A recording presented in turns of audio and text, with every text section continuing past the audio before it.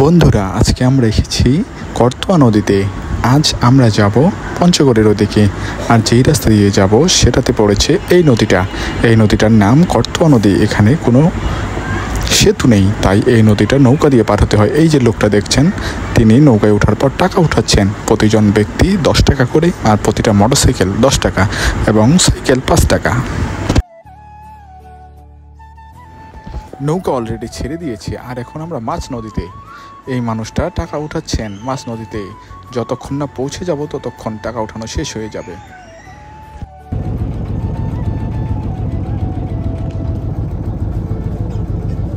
আমরা ঘাটের খুব কাছাকাছি চলে এসেছি।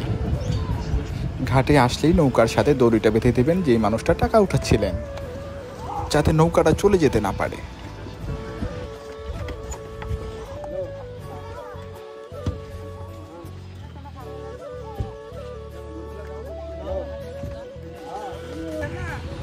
আমরা নদীটা পার হয়ে গেলাম, আর এই যে আমি বাইক নিয়ে উঠে পড়ছি।